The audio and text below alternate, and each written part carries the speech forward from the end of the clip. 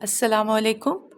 उम्मीद है कि आप सब खैरियत से होंगे। जितने लेक्चर्स आपके पास आ रहे हैं मुझे उम्मीद है कि आपको अच्छे से समझ आ रही होगी, और अगर कोई बात समझ में नहीं आती तो आप कमेंट्स में पूछ सकते हैं।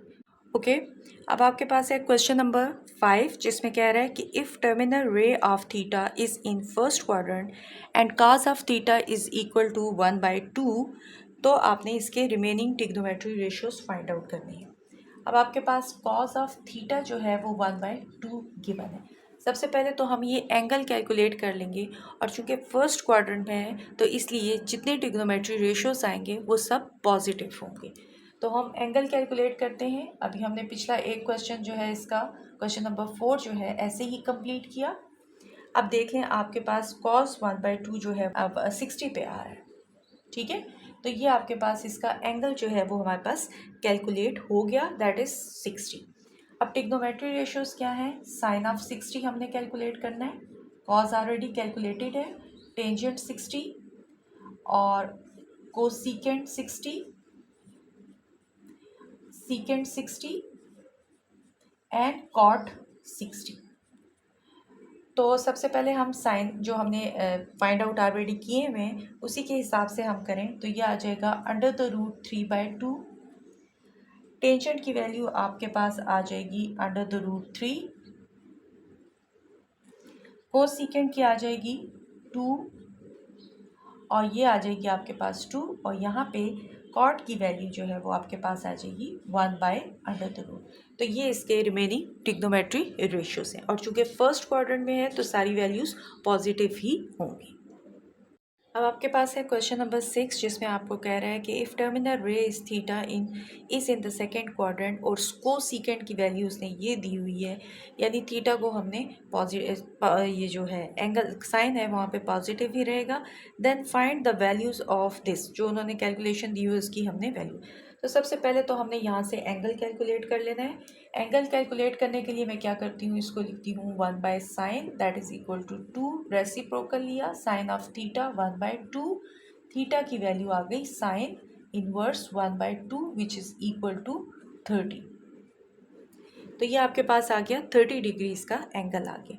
अब जो फर्दर उसने वैल्यू कैलकुलेट करने को कहा है अब हमने वो कैलकुलेट करनी है, तो वो है cos of theta sine square theta minus cos square theta divided by sine square theta plus cos square theta.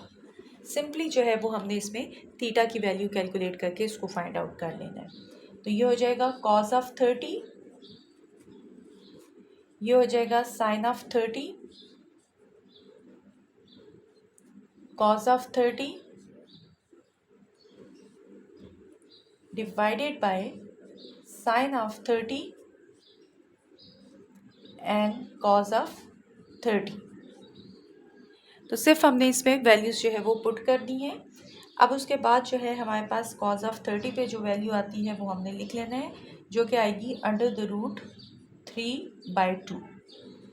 ठीक है, और साइन 30 पे आपके पास आती है 1/2, 1/2 का होल स्क्वायर माइनस √3/2 का होल स्क्वायर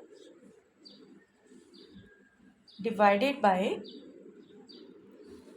साइन 30 की वैल्यू वही आपके पास 1/2 का स्क्वायर एंड √3/2 का स्क्वायर।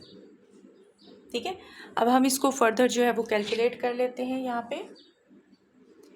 तो √3/2 इसको तो ऐसे ही लिखे रहने दें। इस बाकी वैल्यू को देखें, ये हो जाएगा 1/4 माइनस 3/4 डिवाइडेड बाय 1/4 प्लस 3/4। तो जब इसको मैं कैलकुलेट करती हूँ तो ये मेरे पास आ जाता है, ये आ जाएगा -2/4 और ये आ जाएगा 4/4। कैंसिल कर दिया, मेरे पास रह जाएगी वैल्यू माइनस, तो ये इसका रिक्वायर्ड जो है वो रिजल्ट है। ठीक हो गया, तो जो इसने ये वैल्यू दी थी उसकी ये आंसर आ गया। अच्छा, अब आपके पास है क्वेश्चन नंबर 7, जिसमें आपको कह रहा है कि if tangent theta is equal to -1 and the terminal ray of theta is not in second quadrant, यानी सेकेंड क्वाड्रेंट में आपके पास नहीं है। ठीक है, फिर आपने बताना है कि इसके रिमेनिंग ट्रिग्नोमेट्री रेशियोज जो हैं वो क्या होंगे। तो सबसे पहले हम फाइंड आउट कर लेते हैं एंगल। तो एंगल देखें, ये आपके पास हो जाएगा टेंजेंट इनवर्स -1, सो ये आपके पास -45 डिग्री आ जाता है। तो एंगल कैलकुलेट हो गया। अब हमने फाइंड आउट करना है साइन ऑफ -45, कॉज ऑफ -45 और ये थर्ड क्वाड्रेंट में आ रहा है। ज़ाहिर है सेकेंड में उसने खुद ही मना कर दिया, तो ये थर्ड क्वाड्रेंट में आएगा। टेंजेंट हो जाएगा, फिर आ जाएगा कोसीकेंट -45 और सीकेंट -45 एंड कॉट -45। उसके बाद देखें साइन -45 जो है वो आपके पास हो गया। कैलकुलेटर से ही आप निकाल सकते हैं, -1/√2, कॉस -45 1/√2 और कोसीकेंट -45 माइनस ये आ गया। ये सारे इसके रिक्वायर्ड। अच्छा, अब याद रहे यहाँ पे कि आपके पास जो है कैलकुलेटर में कुछ इस तरीके से लिखा हुआ आता है √2/2। ठीक है, तो इसमें कोई टेंशन वाली बात नहीं है, आप इस पे प्रॉपर्टी अप्लाई कर सकते हो, ये वाली। ठीक हो गया। अब आपने क्या किया, √2 इंटू √2, ये कैंसिल हो जाएगा, आपके पास 1/√2 है।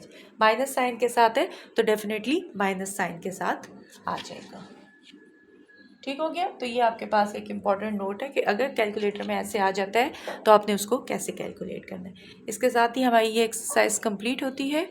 बहुत शुक्रिया। अल्लाह हाफिज़।